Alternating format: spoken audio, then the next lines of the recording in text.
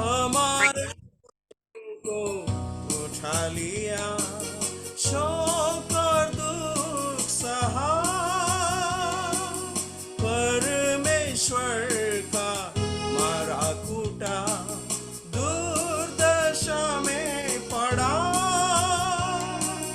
भेड़ी के ऊन कतरने समय जैसे वो शांत रहा, भेड़ी के ऊन कतरने समय जैसे वो शांत रहा। मुंह न अपना खुला, पीड़ा को सह लिया, की धारा सूली से यीशु का बहा, प्रभु का बहा, कल्वरी के क्रूस पर हुआ बलिदान, यीशु जी हुआ।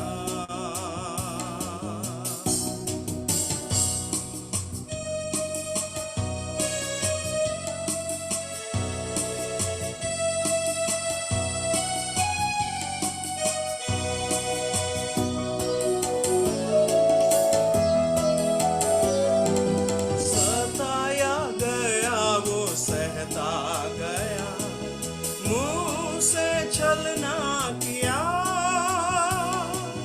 कोड़ों की मार से छलनी हुआ, फिर भी न धमकी दिया।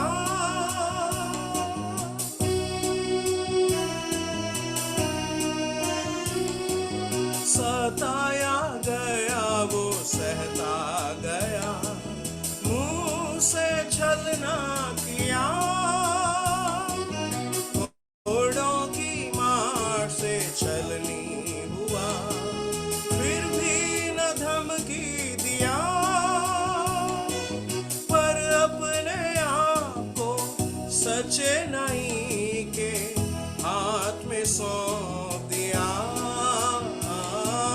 पर अपने आप को सच्चे नहीं के हाथ में सौंप दिया।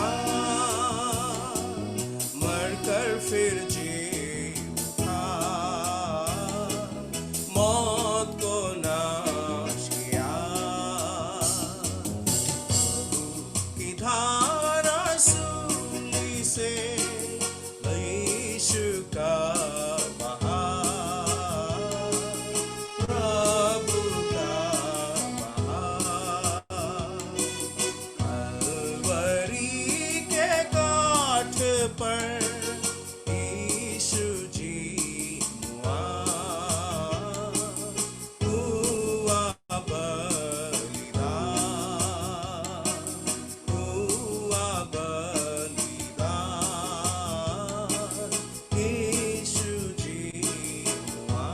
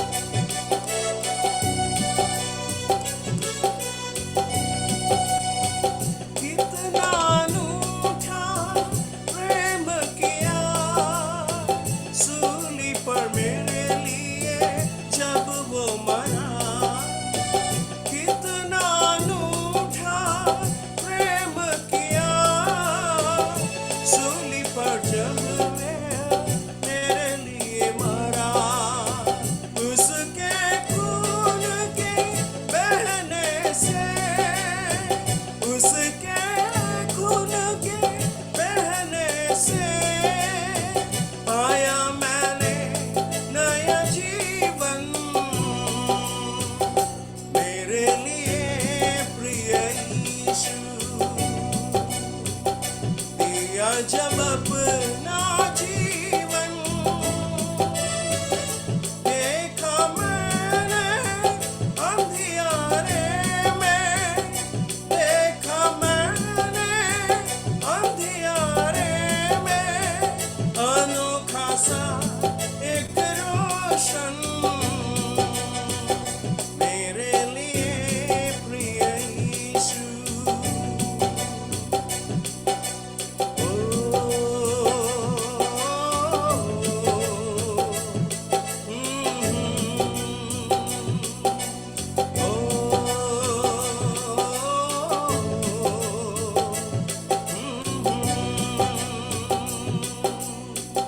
स्वर्ग की महिमा छोड़ वो आया जग में,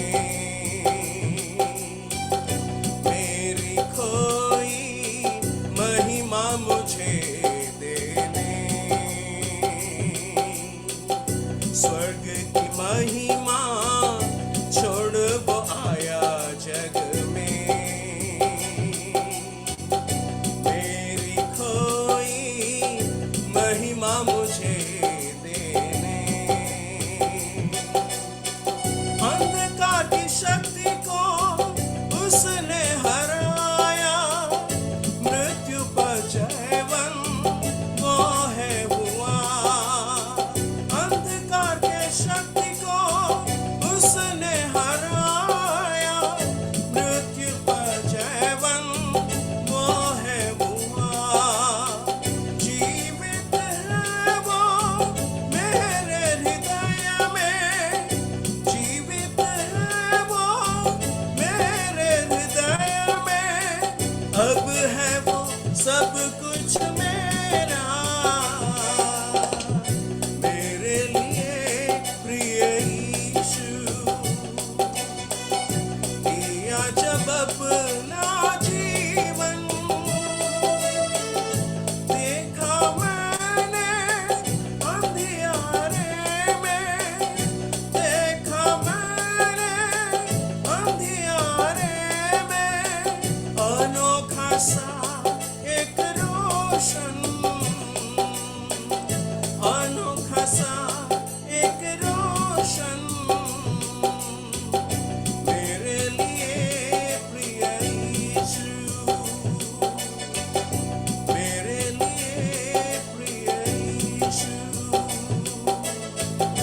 मेरे लिए प्रिय यीशु।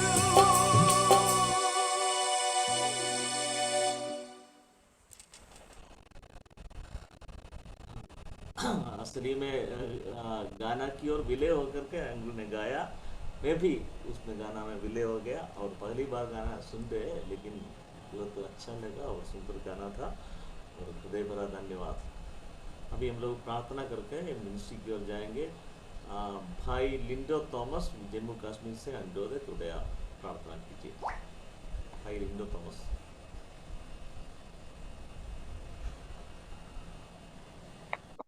आइए हम प्रार्थना करेंगे। हमारे परमपिता अनुग्रहकारी परमेश्वर, आज इस वक्त आपको विश्व मिस्री से कटवाने के लिए आपने सहायता किया। पिछले कई सत्रों से ऐसा एक मीटिंग हर मंगलवार को शाम को 7 बजे से 7:15 बजे तक ऐसे इकट्ठे होकर तेरा वचन को सीखने के लिए अपने मौका दे रहे, इसलिए धन्यवाद करते हैं। पिछले कई सत्रों से आपका दास यस थॉमस को आपका वचन को लेकर हमारे बीच में आने के लिए आपने मदद किया, धन्यवाद हो। और आपका दास अनशन प्राणी को उस मैसेज को अनुवाद करने में और हम लोगों तक पहुंचाने में प्रभु मदद किया। इसके पीछे काम करने वाला हर एक भाई बहनों को और विशेषकर दरभंगा जो कलसिया के लिए भी हम धन्यवाद करते हैं। और आपका दास के लिए हम प्रार्थना करते हैं। पिछले कई सालों से उधर रहकर आपकी सेवा में आगे बढ़ने के लिए आपने मदद किया। विशेषकर आज जितने भी भाई और बहनें इस जूम का द्वारा जुड़ा है, सबका जीवन में आप कार्य करें। आज हम सबसे आप प्रभु आपका दास के द्वारा बातें करें ताकि हमारा आत्मिक जरूरतों का अनुसार हम हमारे जीवन में जो बातें हम सीखना चाहिए, जो बातें हमारे जीवन में अपनाना चाहिए, उस बातों को अपनाते हुए आगे बढ़ने के लिए प्रभु हमें सहायता कर। और नेटवर्क में कोई परेशानी ना हो, ताकि सब जुड़े हुए सब लोगों को बराबर सुनने के लिए और साथ में आपका नाम की महिमा करने में प्रभु सहायता कर। और आपका दास को दो गीतों को द्वारा हम सबका मनों को तसल्ली देने में और हम सब मिलकर आपको धन्यवाद करने के लिए आपने सहायता किया। इस सूम का द्वारा जब हम जुड़ा है, शुरुआत से लेकर आखिरी प्रार्थना तक, प्रभु हम सबको सहायता करे। सबका मन में ऐसा एक विचार के साथ बाय और भक्ति के साथ बढ़कर आपका वचन सीखने के लिए प्रभु सहायता कर। आपको दास नहीं बोल रहे, खुदा आप खुद आपका दास के द्वारा हमसे बात कर रहे हैं। उस विचार के साथ हम बैठने के लिए प्रभु हमें सहायता कर। और जब आपका दास वचन बोलेंगे और अनुवाद करने के लिए सही समय पर उचित जो शब्दों को आपका दास को भी दे दे, ताकि आज का पूरा कार्यक्रम आपका नाम का महिमा हो और उसका द्वारा हम सब आशीष आत्मिक रीति से आशीष प्राप्त करके आपका नाम का महिमा के लिए जीवन बिता सके। सारा आदर महिमा हम आपको देते हुए इस छोटी सी विनती एवं धन्यवाद के साथ प्रभु यीशु मसीह का पवित्र नाम से मांगते हैं, सुन और ग्रहण कर स्वर्गीय पिता, आमीन। Amen. Praise the Lord. धन्यवाद भाई। अभी it is over to Praise the Lord and greetings once again to all of you who are present here in this remote platform. प्रभु की स्तुति हो और इस मंच के द्वारा जितने भी जुड़े हुए हैं सबों को अभिवादन। There is every chance for hectic rainfall at our place this evening, and I don't know whether the service will be interrupted or not. और आज मेरे यहाँ बहुत तेज से बारिश होने का आशंका है और मुझे पता नहीं कि ये कार्यक्रम आगे बढ़ पाएगा या नहीं। However, trusting in the Lord that we are going to study the rest of the lessons from chapter 3, the mystery of God's revelation. लेकिन प्रभु के ऊपर भरोसा करते हुए तीसरा अध्याय के बाकी जो आयतें हैं, परमेश्वर के उस भेदों का प्रकाशन के अध्ययन को हम आगे बढ़ा सकें। We learned in the last class that there are 4 importance for this mystery because of its revelation, that it was important to Apostle Paul and important to the Gentile believers. हमने देखा था कि परमेश्वर का जो भेद है, उस भेद का प्रमुखता इसीलिए हमने देखा महत्वपूर्ण विषय कि सबसे पहला पौलुस के लिए, दूसरा अन्य जातियों के लिए। The revelation of mystery was important to Apostle Paul because he was called to be an apostle to the Gentiles, and whereas God had to reveal the secret to him so that he might disseminate it to the Gentile world. और पौलुस प्रभु का उस भेद का प्रकाश को पाया ताकि एक प्रेरित के रूप में ये अन्य जातियों को वो प्रकट कर सकें। And it was also equally important to the Gentiles. और ये अन्य जातियों के लिए भी महत्वपूर्ण है। 4 things we have learned in that caption, that because first of all, that the Gentiles now become the fellow heirs with the Jewish people. और इस शीर्षक में हमने 4 विभाग को देखा कि ये क्यों अन्य जातियों के लिए महत्वपूर्ण है। सबसे पहला कि अन्य जाति लोग यहूदियों के साथ सगी वारिस है। And secondly, they became the partakers of the promise which God gave to the nation. और दूसरा हमने देखा कि परमेश्वर इस जाति के लिए जो आशीष दिया है, उसका भी वे लोग सहभागी बन रहे हैं। Thirdly, the revelation of the mystery not only reinstated a new relationship for these Gentiles with the body of Jesus Christ, but also it supplied them a bountiful power. तीसरा हम देखते हैं कि ना सिर्फ वे लोग प्रभु के देह के साथ जुड़ गए, एक कलीसिया और उनका एक नया परिचय मिला, लेकिन इसके द्वारा उनको एक अधिकार या सामर्थ्य भी मिला है। And finally, they have received the unsearchable riches of God in Jesus Christ because of this unification and revelation. और आखिरी में हम देखते हैं कि ये लोग पर उनके साथ एक दूसरे के साथ मेल मिलाप होने के बाद द्वारा परमेश्वर का उस अगम्य धन को भी प्राप्त किए हैं। Now we are going to learn the rest of the two importance of the revelation of mystery. Number 3, it is important to the angels. और इस भेद का जो प्रकाशन महत्वपूर्ण है, तीसरा जो झुंड है वो है दूतगण को, स्वर्ग दूतों को। You may be asking the question that why God had to hide this secret for centuries from the eyes of God's people in the Old Testament and also to the angels in heaven. हमारे मन में ये प्रश्न उठ सकता है कि किस लिए परमेश्वर सदियों से इस रहस्य को या भेद को पुराने नियम के संतों से या पवित्र गणों से छिपा के रखा था और स्वर्ग के दूतों से भी ये छिपा के रखा था। We are told that the Jews and the Gentiles, the believing Jews and Gentiles, will be formed into a new body, and this secret has been a mystery in the Old Testament. हमने देखा कि यहूदी और अन्य जाति मिलकर एक नया देह गठन करेंगे, ये पुराने नियम में एक भेद के रूप में था।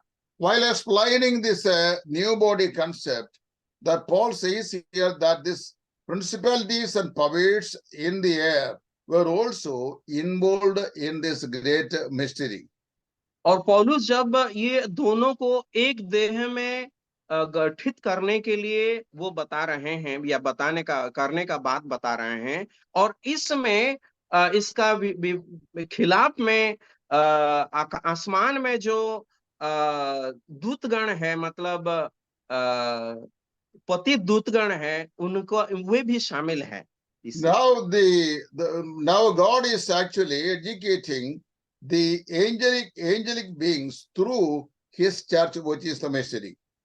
तो परमेश्वर अपना जो कलीसिया है, ये कलीसिया के जो विषय दूतगणों के द्वारा भी वो दूतगणों से भी शामिल करना चाहते हैं। The principalities and powers which Paul mentions here speaks about both the good angels as well as the evil angels which are in the creation. यहाँ पर 10 आयत में जो प्रधानों और अधिकारी पर जो स्वर्गीय स्थानों में है, उसमें सही दूतगण भी है और जो लोग पतित है पाप करके, वे भी उसमें शामिल है। Angels are heavenly bodies, but still they are not omniscient beings. दूतगण तो स्वर्ग के है या स्वर्गीय है, लेकिन वे सर्वज्ञानी नहीं है। Peter speaks about this angelic world which were eager to know about the secret of God's redemptive plan which he drew in the Old Testament time. और पतरस इस बात को कहते हैं कि पुराने नियम में परमेश्वर इस दूतगणों से परमेश्वर का उस उद्धार का काम को छुपा के रखा था। Bible also tells us the angels are watching over the local assembly of its activities. Bible हमें ये भी बताते हैं कि स्थानीय कलीसिया को और कलीसिया के कार्यों को स्वर्गीय दूतगण देखते रहते हैं। Paul says in 1 Corinthians that the presence of the angels are there in the local assembly, whereas the women have to put the veil on their head. और पौलुस कुरिन्थी के पत्री में ये लिखते हैं, क्योंकि दूतगण स्वर्ग से कलीसिया की ओर देखते रहते हैं, इसीलिए कलीसिया में जो स्त्रियां हैं वे अपने अपने सिर को ढांपना जरूरत है। Every Christian gathering is enriched with the blessed presence of the angelic beings. मसीही समावेश में हर एक एकत्रीकरण में स्वर्गीय दूतगणों का जो उपस्थिति भी हम देख सकते हैं। And Paul says in 1 Corinthians chapter 11 verse 10 that we are made a spectacle unto the world and to the angels. पहला कुरिन्थी 11:10 में पौलुस इस प्रकार कहते हैं, इसीलिए स्वर्गदूतों के कारण जो वे उसके कारण हम देखते हैं कि वे लोग देख रहे हैं कलीसिया को। What then do the angels learn from the church? तो कलीसिया से दूतगण क्या सीखते हैं? Paul says here that the angels are learning the manifold wisdom of God through the church. और यहाँ पर हम ये देखते हैं या पढ़ते हैं कि परमेश्वर का जो नानाविध ज्ञान है या बुद्धि है, उसी को कलीसिया के द्वारा दूतगण सीखते हैं। Certainly the angels, they know about the power of God as seen in his creation. और वास्तव में कहा जाए तो स्वर्गीय दूतगण परमेश्वर का सृष्टि को देखकर उस सामर्थ को सीख लिए हैं। But the wisdom of God, which is manifested in the new creation, which is the church, is actually unknown to the angels, and therefore they are eager to know it about. लेकिन परमेश्वर की नई सृष्टि जो कलीसिया के द्वारा हुआ है, और उस समय परमेश्वर का बुद्धि और ज्ञान से ये स्वर्गीय दूतगण अनजान है। The angels watch the outworking of God's salvation and then they praise God for it. मनुष्य का उद्धार का जो काम परमेश्वर ने किया है, उसे देख करके परमेश्वर का स्तुति स्वर्गीय दूतगण करते हैं। Concerning the wisdom of God, Paul calls here as the manifold wisdom. और परमेश्वर का ज्ञान के संबंध में पौलुस कहते हैं कि विविध ज्ञान है, which means many colored wisdom. इसका मतलब यह है कि कई रंगों का ज्ञान। The beauty and the variety of God's wisdom, which is manifested in the program of salvation. तो मनुष्य का उद्धार में परमेश्वर का ज्ञान का विविधता प्रदर्शित हुआ है। Okay, good angels are actually learning this manifold or the various colors of the wisdom of God, which God has manifested through his church, which has been a mystery. Now it is revealed to his saints. तो अच्छे दूतगण कलीसिया के द्वारा परमेश्वर का नानाविध ज्ञान का रंगों को देख रहे हैं और सीख रहे हैं। But what जो about the पहले छुपा हुआ था अब प्रकट हुआ है। But what about the evil angels, and what do they have to learn the wisdom of God through the church? तो बुरे दूतों के बारे में क्या है और वे कलीसिया को देखकर क्या सीख सकते हैं? See, their leader, that evil angels leader, Satan, doesn't have that much wisdom. और ये जो ये बुरे दूतों के जो नेता है शैतान, उसका उतना ज्ञान नहीं है। Satan knows very well the Old Testament books. और शैतान को पुराने नियम के पुस्तकों के बारे में पता है। I think for this regard, Satan is far better than some of our Lord's servants.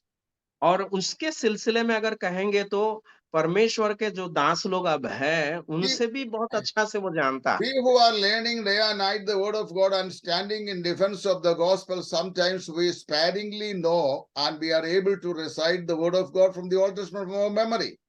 हम लोग जो दिन रात मेहनत करके प्रभु का वचन सीखते हैं और कई चीजें जो बचपन से हम सीखे हैं या याद रखे हैं, उससे भी ज्यादा बेहतर शैतान जानता है। But Satan can recite the word of God from any portions of the Old Testament scriptures at any time, at any need. तो शैतान चाहे तो वो पुराने नियम के किसी भी भाग से किसी भी समय में वो उसको आवृत्ति कर सकता है। That is what I said. Satan is quite better than each of us. और इसीलिए मैं कहा हम में से कई लोगों से शैतान बहुत अच्छा है उस मामले में। Satan, in fact, he knows how the Savior Lord would come to this world. और शैतान को ये पता था कि मनुष्य का जो उद्धार करने वाला प्रभु यीशु मसीह इस जगत में कैसे आएगा। Satan knew that when the Lord Jesus Christ would come to this world. और शैतान को ये भी पता था कि प्रभु यीशु मसीह कब इस दुनिया में आने वाले हैं। He also knew how that he would come. और शैतान को ये भी पता था कि वो किस रीति से आएंगे इस दुनिया में। When he would come, it is been written in the Bible. When he would come. और कब आएंगे ये भी बाइबल में लिखा गया है। And how he would come, that means he will be incarnated in the womb of a Virgin Mary. That too, Satan knew it. और कैसे वो आएंगे, मतलब एक कुंवारी के गर्भ में वो धारण किया जाएगा और वो आएंगे। और इस बात को भी शैतान जानता था। Satan also knew where and why the Lord Jesus Christ had to come.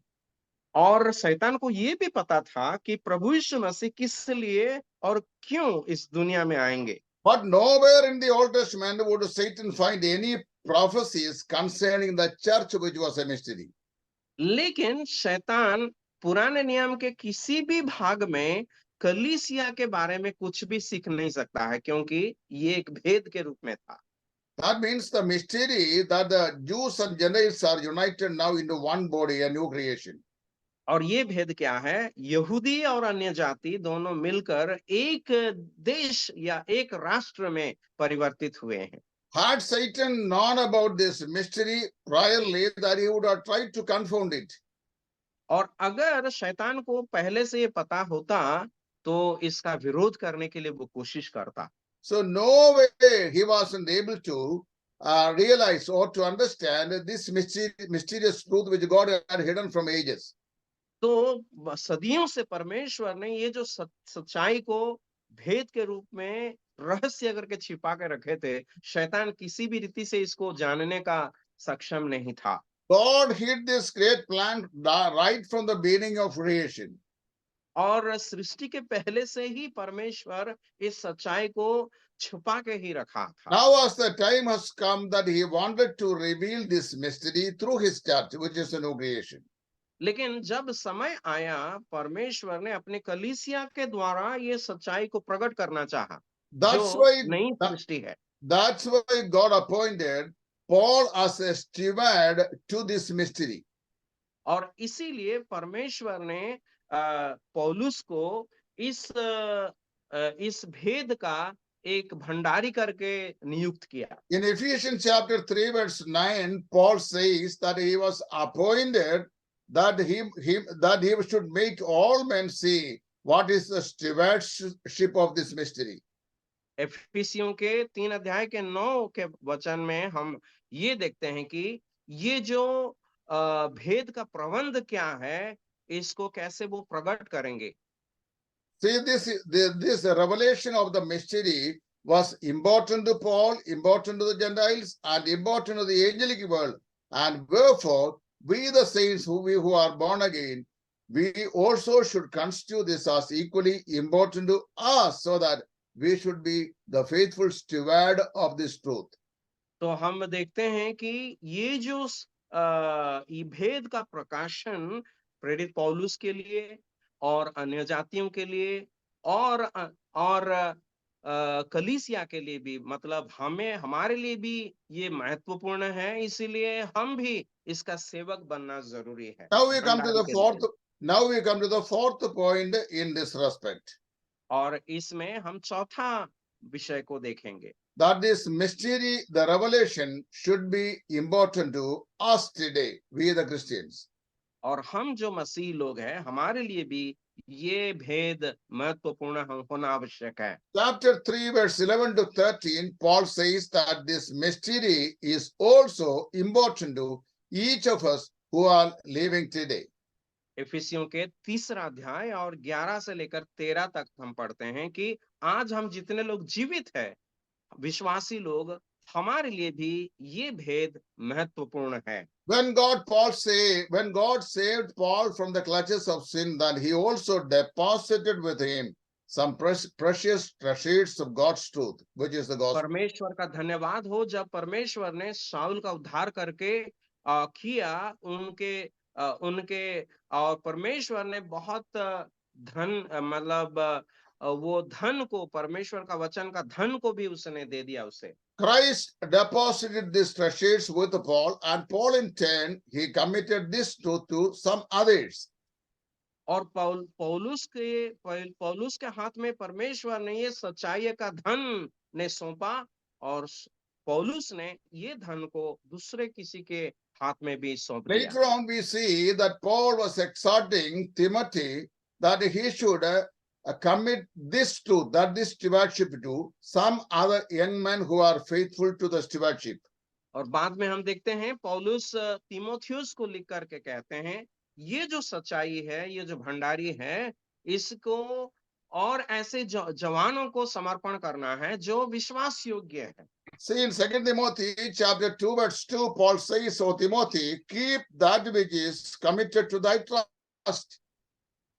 दूसरा तीमुथियुस दूसरा अध्याय के दूसरे आयत में पौलुस तीमुथियुस से इस प्रकार कहते हैं कि उन्हें जो मुझसे तूने सुनी है उन्हें विश्वासी मनुष्यों को सौंप दे। At the close of his life, Paul was able to say that I have kept the faith. और जीवन के आखिरी में पौलुस ये कहने के लिए समर्थ बने कि मैं अपना दौड़ को पूरा कर चुका हूं या Paul has विश्वास को been रक्षा किया हूं। Paul has been a faithful steward to the mystery, the revelation of the mystery, which was the gospel of Jesus Christ, for which he stood in. और परमेश्वर का उस भेद का प्रकाशन के लिए पौलुस विश्वास योग्य रहा, भंडारी विश्वास योग्य भंडार रहा, जो है सुसमाचार, आज का God सुसमाचार। has entrusted or deposited this great treasure with each of the saints who are being born again. और जो पवित्र लोग नया जन्म पाए हुए हैं उन सबों के लिए ये सच्चाई सुरक्षित है। Now it is our personal duty to become faithful servants, to keep that which God has entrusted us. तो परमेश्वर ने हमारे हाथों में जो सच्चाई को सौंपा है उसी को विश्वास योग्य सेवक के रूप में दूसरों को बांटना हमारा फर्ज है। As we study the history of the Christian church down through the centuries, we come to know that the word of God, which was entrusted the saints, they lost it during the centuries. और ये जो इतिहास को हम देखते हैं, सदियों से हम देखते हैं कि इतिहास का किस प्रकार बिगड़ा गया है, बिगड़ा हुआ है। Many of the truths of God's word were buried under the earth because of the man-made rules and man-made theologies down through the centuries. मनुष्य के बना हुआ कानूनों के कारण और मनुष्य के बना हुआ कई नियमों के कारण परमेश्वर का वचन मिट्टी के नीचे दफनाया गया। Man-made theology as well as ritual and tradition took over the doctrines of the word of God. परमेश्वर का वचन का जो मूल सिद्धांत है उसी के ऊपर मनुष्य के द्वारा दिया गया विधि और शिक्षा उपदेश आदि अधिकार किया। By the early part of the 3rd century, we know that Constantine was converted to Christianity, and then he declared the entire Roman state, Roman Empire, to embrace Christianity. तीसरी सदी के पहले भाग में हम देखते हैं कि रोम के जो सम्राट थे कॉन्स्टेंटाइन, उसने जब मसीहियत को अपनाया और उस समय मसीही सच्चाइयों का भी नीचे कर दिया गया। And his declaration opened the door to plunge the Christian church into the age of darkness for 15 centuries. और आगे को जो 15 सदी है उसमें कलीसिया को उस अंधेरा में वो धकेल दिया। From 3rd century beginning to the end of the 15th century, the truth of the gospel, especially the justification by faith, has been buried under the earth by the modern theology, which the Roman Catholicism introduced to the Christianity. तीसरी सदी से लेकर 15वें सदी के आखिरी तक कलीसिया का जो सच्चाई है या प्रभु का वचन का जो सच्चाई है कि विश्वास के द्वारा मनुष्य धर्मी ठहराया जाएगा, इस सच्चाई को दफना के रखा गया था। It was about this time God raised up a man whose name was Martin Luther from Germany. He unearthed this doctrine of justification, which was buried under the soil of Roman Catholicism for 15 centuries. और ऐसे समय में जो सच्चाई Roman Catholic के द्वारा 15 सदी तक दफना के रखा गया था, उस सच्चाई को बाहर निकालने के लिए परमेश्वर ने जर्मनी से मार्टिन लूथर नामक एक व्यक्ति को खड़ा किया। And later on, some people, they buried the doctrine of the Holy Spirit, the personality of the Holy Spirit, the power of the Holy Spirit of God, and all such doctrines. And that too was, brought out from these cultist people here after the centuries.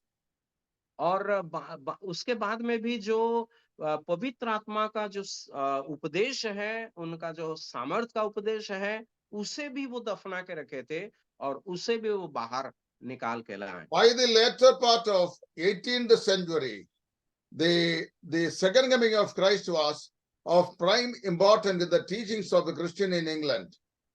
और 18 सदी के आखिरी भाग में प्रभु यीशु मसीह का दोबारा आगमन का जो उपदेश है, इंग्लैंड में बहुत प्रमुख उपदेश बना।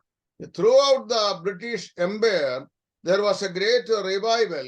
The revelation of the mystery was again unearthed to the people, and people begin to embrace Christianity in a larger sarcasm. और प्रभु यीशु मसीह का आगमन का बारे में जब प्रचार किया गया, तो ये जो भेद का जो प्रकाशन वहां पर आया, बहुत सारे लोगों के जीवन में जागृति आई और लोग प्रभु को अपनाएं और कलीसियाओं का स्थापना किया गया।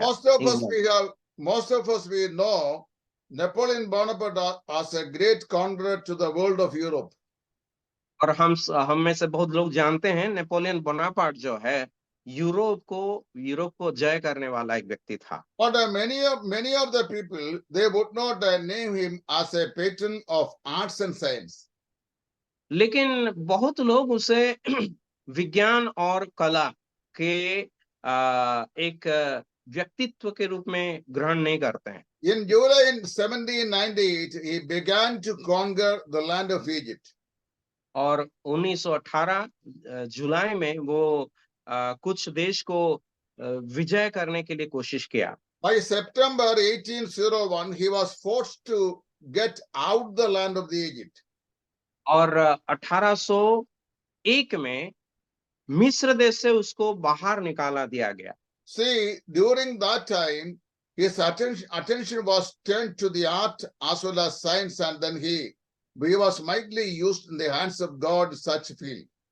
और उस समय उन्होंने कला और विज्ञान की ओर अपना नजर डाला और उसको बढ़ाने के लिए कोशिश किया और परमेश्वर ने उस व्यक्ति को बहुत आज से इस्तेमाल किया इस सिलसिले में। It was in the year 1799, a Frenchman named Bausen, he discovered the Rosetta Stone, which tells us the story of the ancient hieroglyphics of Egypt. 1799 साल में एक व्यक्ति जो है फ्रांस के, वो पत्थर में जो लिखते हैं शिलालिपि, उसको आविष्कार किए। So actually that opened the door to the modern Egyptian language. और वो वर्तमान का जो मिस्री अक्षर है, भाषा है, उसका आविष्कार में सहायता बना। The mystery is God's Rosetta Stone, which is the Church of Jesus Christ. तो परमेश्वर का जो शिलालिपि है वो प्रभु यीशु मसीह का कलीसिया। See, God's program today is not the headship of Israel, but the headship of the Church of Jesus Christ through Jesus Christ. और आज इस्राएल के द्वारा कलीसिया का उस जो सिरत्व को परमेश्वर नहीं ला रहे हैं, लेकिन प्रभु यीशु मसीह जो सिर है, कलीसिया के द्वारा वो प्रकट करना कुछ चाहते हैं परमेश्वर। See, the church was not the result of an afterthought, divine afterthought. अब कलीसिया परमेश्वर के मन में बाद में आया हुआ एक विषय नहीं है। It is a part of God's eternal redemptive plan. परमेश्वर का उस उद्धार का जो अनंत काल का विचार था, उसमें ये शामिल है। The early church thought that the gospel was intended only for the Jewish community. और पहला सदी के कलीसिया ये सोचती थी कि सुसमाचार या कलीसिया सिर्फ यहूदी लोगों के लिए है। Until by the revelation, a special revelation, which God gave to Peter at the house of Cornelius, that the Jews were not able to understand this mysterious truth, that this gospel was also intended to the Gentile world so that they should be reunified to creating into a new creation, which is a church. कॉर्नेलियुस के भवन में पतरस को परमेश्वर ने जब तक ये दर्शन नहीं दिया, ये बात समझाया नहीं, तब तक यहूदियों के मन में ये विचार था कि कलीसिया और सुसमाचार सिर्फ यहूदी लोगों के लिए है। There is no rational, religious, social, or cultural or political distinctions in the Church of Christ. प्रभु यीशु मसीह के कलीसिया में किसी प्रकार का जातिगत, किसी प्रकार का भाषागत, किसी प्रकार का भौगोलिक विभिन्नता नहीं है। The blessings which God promised to the children of Israel were the blessings of material world. परमेश्वर ने इजरायलियों को जो आशीष का प्रतिज्ञा किया था, वो सब भौतिक आशीर्वाद था। But the blessings which God has promised to the New Testament saints is the blessing spiritual, which we get it availed through the church, which is his body. लेकिन नया नियम के पवित्र गणों को परमेश्वर ने जो प्रतिज्ञा दिया है, वो सारे प्रतिज्ञा आत्मिक प्रतिज्ञा आशीर्वाद है, और वो कलीसिया के द्वारा विश्वासियों को मिलता है। When we understand God's redemptive plan, which he began in the eternity past, how he actually brought it through the history and implemented it now in the Church of Jesus Christ, that we will understand this truth, no more a mystery, but a revelation. और परमेश्वर ने अपने अनंत काल की योजना में कलीसिया का जो सच्चाई रखा था, उसे हम अब जब जानते हैं, ये एक भेद के रूप में नहीं।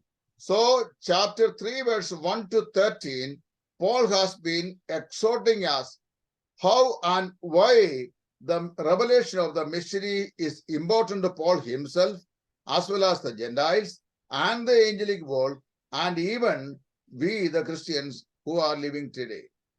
तो इफिसियों के पत्र 3 अध्याय के 1 से लेकर 13 तक के आयतों में 4 श्रेणियों के बीच में कैसे ये जो भेद का प्रकाशन महत्वपूर्ण है। सबसे पहला प्रेरित पौलुस को, दूसरा अन्य जातियों को, तीसरा स्वर्गीय दूतोगण को और दूतगण को, और चौथा हमें या कलीसिया को के लिए महत्वपूर्ण। Keeping this ideology in our mind, let us now turn to the rest of the portion of chapter 3, verses 14 to 21, which speaks how we have to stretch our hands to occupy this great wealth in our life.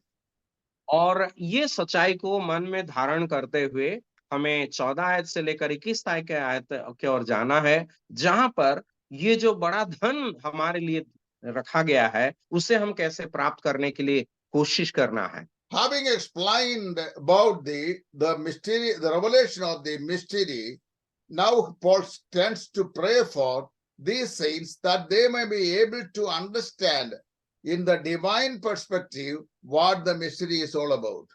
तो पौलुस यहाँ पर प्रार्थना कर रहे हैं कि जो स्वर्गीय ये जो भेद है, उसको कैसे हर विश्वासी समझ पाएंगे, इसीलिए पौलुस यहाँ प्रार्थना कर रहे हैं। And therefore this portion, verses 14 to 21, is the second prayer of Apostle Paul for the saints in the church at Ephesians. और इसीलिए हम ये देखते हैं 3 अध्याय के 14 से लेकर 21 तक पौलुस का दूसरा प्रार्थना, जो कलीसिया के एफिस के कलीसिया के विश्वासियों के लिए था। In his first prayer, which he offered in the previous chapter, he prayed for 4 necessary things for the saints in Ephesus. और पहला प्रार्थना जो दूसरा अध्याय में है, विश्वासियों के, या पहला अध्याय में है जो विश्वासियों के 4 बातों के लिए वो प्रार्थना किए थे। But here Paul is actually praying especially for 2 important aspects. लेकिन इस द्वितीय प्रार्थना में पौलुस 2 खास बातों के लिए वो प्रार्थना कर रहे हैं। I would like to summarize this prayer into 2 words. First of all, the enlightenment and then the enablement. और मैं इस विषय को 2 शब्दों में रखना चाहूंगा। सबसे पहला प्रदीपन और दूसरा है Enablement. That means making able. समर्थीकरण।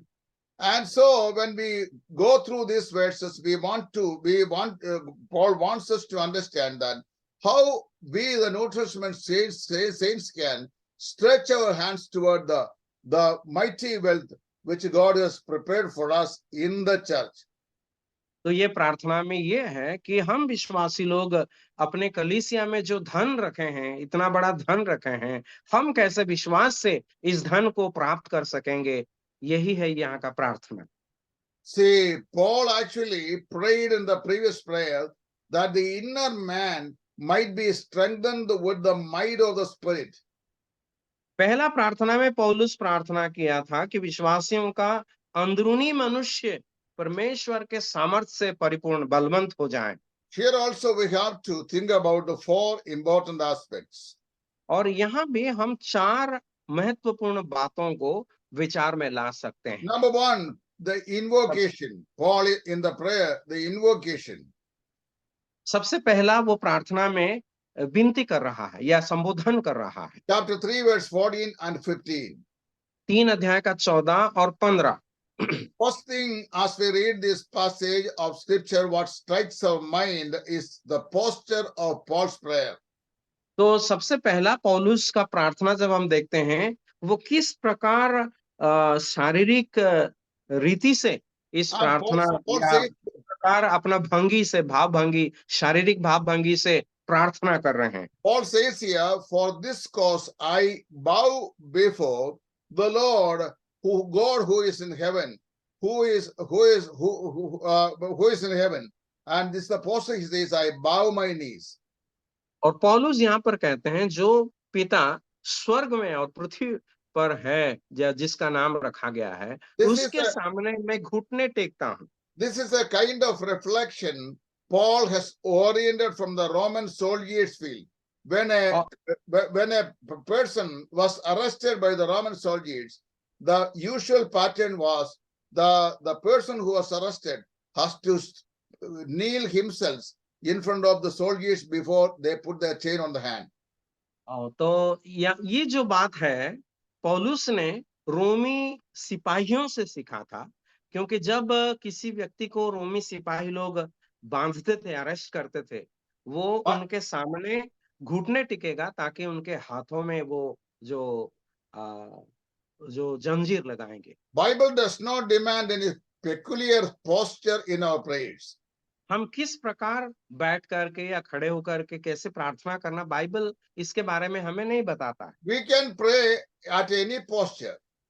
हम जिसी भी रीति से, शारीरिक रीति से हम प्रार्थना कर सकते हैं। Usually when we are going in prayer, that we used to close our both the eyes. और साधारणतः जब हम देखते हैं कि प्रार्थना जब करना जाते हैं, हम लोग दोनों आंखों को बंद कर देते हैं। Nowhere in the Bible it is required that while we are praying that we should close our eyes. Bible का कहीं भी ये नहीं लिखा गया है कि जब हम प्रार्थना करना है हमारे दोनों आंखों को बंद करना है। But don't take it granted my words for opening your eyes while you are praying next time. Okay? लेकिन अगला बार जब आप प्रार्थना करेंगे, मैं कहा हूं करके आप कभी भी इसे ऐसे मत करें। The reason why we are closing our eyes while we are praying is that because once we close our eyes, that we will not see anything that is in our surroundings, that our mind will be concentrating to the Lord.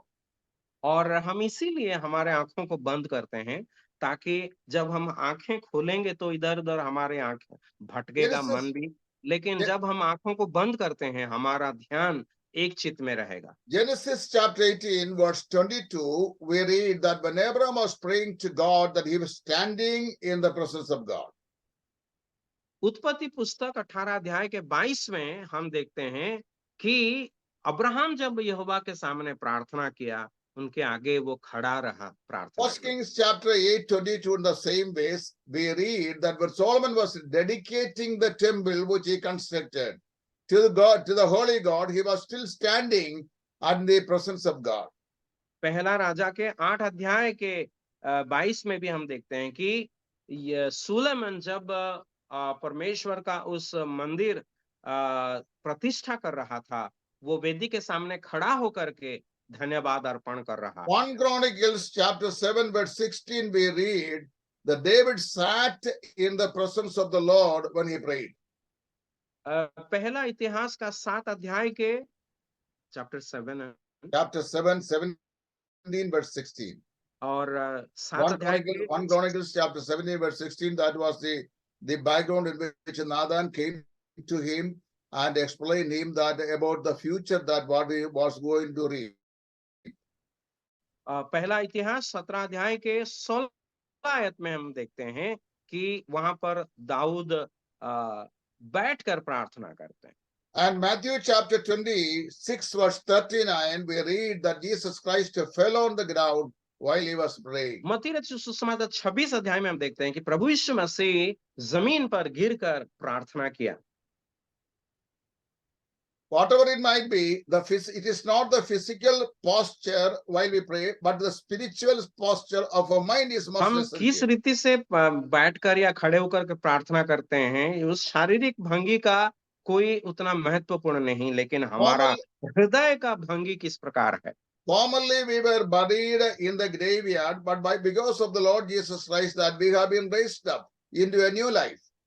हम तो पाप के कारण मरे हुए थे और कब्रों में पड़े हुए थे, लेकिन प्रभु यीशु मसीह के कारण हम लोग जिलाए गए हैं। Therefore we are now seated with the Lord Jesus Christ in the heavenly places, and also whereas we can walk with the Lord and sit in his presence and even fall at his feet. और इसी कारण हम प्रभु यीशु मसीह के साथ जिलाए गए और प्रभु यीशु मसीह के साथ स्वर्गीय स्थानों में बैठाए गए, और इसलिए हम प्रभु के साथ चल सकते हैं, प्रभु के साथ संगति रख सकते हैं। Here as we read in progress, we notice that Paul's prayer was addressed to God the Father of the Lord Jesus Christ. यहाँ पर इफिसियों के 3 अध्याय के 14 में हम देखते हैं कि पौलुस प्रार्थना प्रभु यीशु मसीह के पिता के सामने वो प्रार्थना करता है। Paul was addressing his prayer to God the Father, Father who is the Father of the Lord Jesus Christ. पौलुस उस परमेश्वर के सामने प्रार्थना करते हैं जो हमारा प्रभु यीशु मसीह का पिता है और ईश्वर है। The New Testament believers are to offer their prayers to God the Father through his son Jesus Christ in the Spirit. नया नियम के विश्वासी लोग पिता परमेश्वर के सामने प्रार्थना करना है, लेकिन पवित्र आत्मा के द्वारा करना है। Father is the God and Father of our Lord Jesus Christ. पिता परमेश्वर है और वो हमारा प्रभु यीशु मसीह का पिता है। Therefore, he was the God of the Son. That means the Father is the God for the Son, and Son is also God for the Father. और इसीलिए प्रभु यीशु मसीह पिता के लिए परमेश्वर है और परमेश्वर प्रभु यीशु मसीह के लिए पिता है, परमेश्वर भी है। Paul is addressing this prayer for the people whose names have been written both in heaven and on the earth. यहाँ पर पौलुस उस प्रार्थना में ये उल्लेख करते हैं जिनका नाम स्वर्ग में और पृथ्वी पर भी लिखी गई है। All the past members of the Church of Jesus Christ are now in their heavenly abode, and whose names are written in heaven there. But all those who are living right now on the face of the earth, they are also the saints whose names are also written in heaven. पौलुस यहाँ पर इस बात को हमारे सामने लाते हैं कि कलीसिया के जितने विश्वासी लोग हैं, उनका जो लोग मरे हुए हैं उनका नाम पृथ्वी में था और स्वर्ग में भी है, लेकिन जो लोग जीवित है कलीसिया में उनका नाम भी अभी जैसे पृथ्वी पर है स्वर्ग में भी लिखी गई है। Let us be thankful to God as we close this session today that our names have been written in heaven and also been remembered in the presence of God. आमेन। तो आज जब हम इस अध्ययन को समाप्त करने वाले हैं, हम प्रभु का धन्यवाद करेंगे कि हमारा नाम स्वर्ग में लिखी गई है और हमारा नाम स्वर्ग में स्मरण किया जा रहा है। Paul is now praying for all the families which are in heaven and on the earth. और पौलुस यहाँ पर उन सारे घराने को या परिवार के लिए प्रार्थना करते हैं जो स्वर्ग में है और पृथ्वी पर भी है। I believe once my name is written therein that it shall never be blotted out. और मैं विश्वास करता हूँ मेरा नाम जो वहां पर लिखा गया है वो कभी भी मिटाया नहीं जाएगा। Many people, they do not have the assurance of their salvation. बहुत सारे लोगों को अपने उद्धार का निश्चयता नहीं है। They are at the suspicion that when a person commit any sort of sin, that immediately their names will be blotted out, and again when they repent, again it will be written on there. और उन लोगों के मन में ये संदेह हमेशा रहता है कि अगर वे कोई पाप कर देते हैं तो तुरंत उसका नाम स्वर्ग से कट जाता है, You, और जब वो फिर से मन फिराव करते हैं उनका नाम फिर से वहां लिखा you जाता है। just imagine in your mind, you take a white sheet paper in your hand and write on it with a pencil. And when something erase happen, you take a piece of rubber and then wipe it out. And again you write it upon, and several times you repeat the same, and what dirty that paper would look like. अगर आप सोचिए एक सफेद कागज लीजिए और उसमें आपका नाम लिखिएगा, और अगर कब कोई गलती करते हैं उसको पेंसिल में जो लिखा हुआ है उसको मिटा दीजिए। उसके बाद फिर से आप सुधार होकर के फिर से अपना नाम उसमें लिखिए। If it तो बार happens, बार अगर ऐसे करते रहेंगे तो कितना गंदा हो जाएगा वो सफेद paper. if it happens with the book of life, that will be the most dirtiest book in heaven, I think. अगर स्वर्ग में भी उस जीवन का पुस्तक के साथ ऐसा होगा तो स्वर्ग में सबसे गंदा पुस्तक वही हो सकता है। If that was the case right from the day that I received the Lord Jesus Christ till this time in past 44 years, how many 100,000 times that God had blotted my name and then rewritten it. तो पिछले 44 साल से प्रभु का मैंने जो उद्धार पाया हूँ, और मैं तो कितना हजार बार इस ऐसी प्रकार गलती करता हूँ, तो ये Many, बात कितना बार उसको मिटाएंगे और लिखेंगे तो कितना गंदा हो जाएगा वो पन्ना। many are ignorant about what is salvation. तो उद्धार क्या है उसके बारे में बहुत सारे लोग अनजान हैं। Say, in the book it is written, saved by grace. We are saved by grace, and these names are written there. और इस पुस्तक हमें बताती है कि हम लोग अनुग्रह से उद्धार पाए हैं और हमारा नाम स्वर्ग में लिखी गई है। Once it is written for good, and it is always been remembered, and it is been preserved for us for under the day of redemption. और अगर ये एक बार लिखा गया है वो हमारे भलाई के लिए है और हमेशा के लिए लिखा गया है, और वो हमारा छुटकारे के दिन तक सुरक्षित रहेगा। And because we have that great assurance that we often sing when the roll is called, up yonder I'll be there.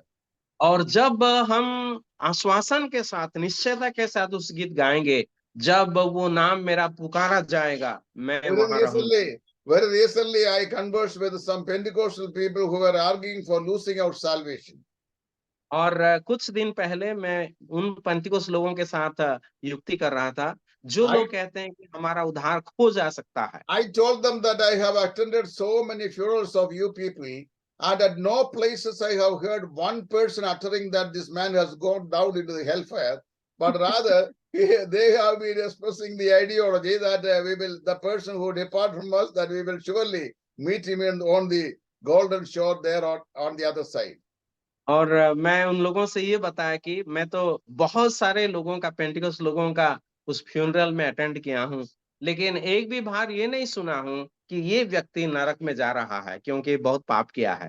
हर बार हर व्यक्ति के लिए वो कहते हैं कि वो स्वर्ग में गया करके। Then one fellow, one educated fellow, gave me an answer in a sarcasm. तो एक व्यक्ति व्यंग्यात्मक रूप में मेरा उत्तर दिया इस प्रकार। He told me that we used to present their message that let us meet him again on the golden shore, because in such places we cannot present any negative ideology, whereas we are presenting it. हम लोग इसीलिए उनको उस तीर में हम मुलाकात करेंगे करके इसीलिए कहते हैं क्योंकि ऐसी जगह में हम ये नहीं कह सकते हैं कि ये नरक में जाएगा करके। Bible says that all those who are born again, whose names are written in the book of life, and they are secured for everlasting in the hands of the Almighty God. Amen. तो Bible हमें ये साफ रीति से बताती है कि जो लोग उद्धार पाए हैं वे लोग हमेशा के लिए उद्धार पाए हैं और उनका नाम स्वर्ग में लिखी गई है। और वे हमेशा के लिए सुरक्षित रहेंगे। Okay, thank you so much. Today I close down here because by 8:15 I have to go for another live. और 8:15 बजे मुझे एक और प्रोग्राम लाइव में जाना है, इसीलिए मैं यहाँ बंद करना चाहता हूँ। God willing, that we'll meet again on this platform the coming week. परमेश्वर का इच्छा होने से हम अगला सप्ताह इस मंच पर फिर से मुलाकात करेंगे। Thank you so much. बहुत धन्यवाद। Thank you so much, Angel, for your beautiful explanation and the beautiful examples. Yes. Thank you.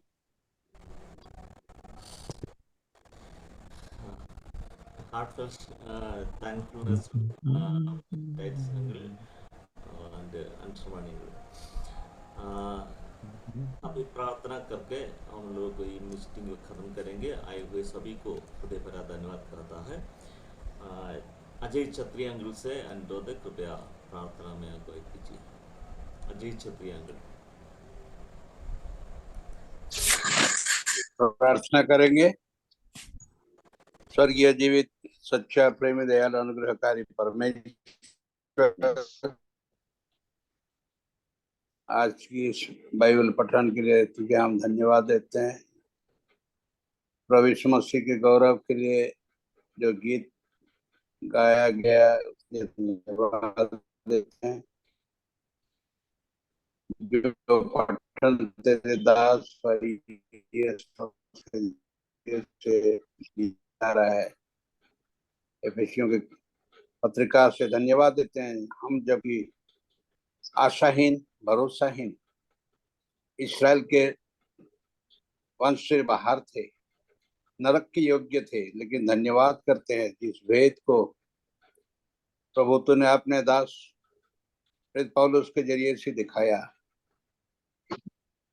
कि और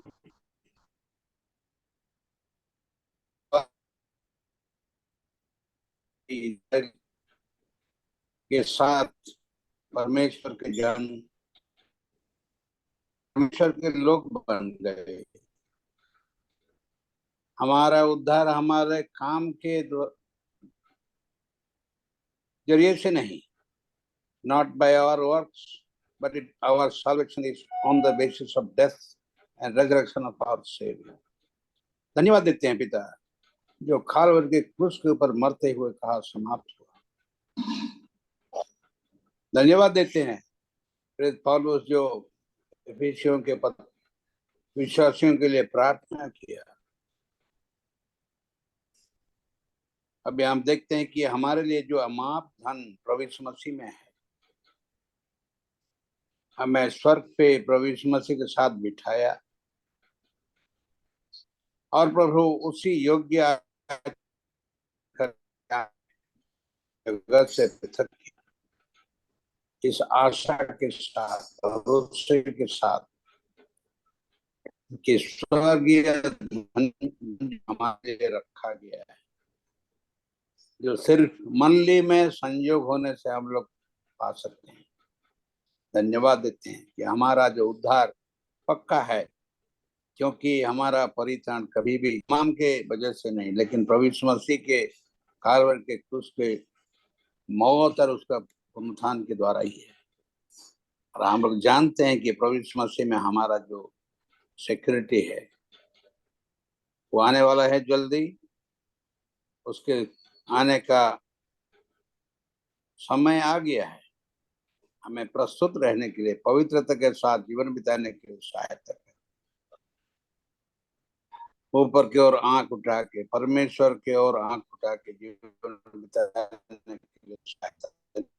धन्यवाद करते हैं इस प्रोग्राम के लिए भाई जैनिंग परिवार और वहाँ के मालिक के हर एक धन्यवाद देते हैं। भाई थॉमस, यस थॉमस, उनके परिवार परिश्रम के ऊपर प्रभु तेरे आशीष चाहते हैं। वैसा ही भाई अनुसरण और उसके परिश्रम के लिए हम तुझे धन्यवाद देते हैं। सारे महिमा आदर के हमारे उद्धार करता प्रिय प्रभु यीशु मसीह के नाम से मांगते हैं। आमीन आमीन Amen. Amen. Thank you brother.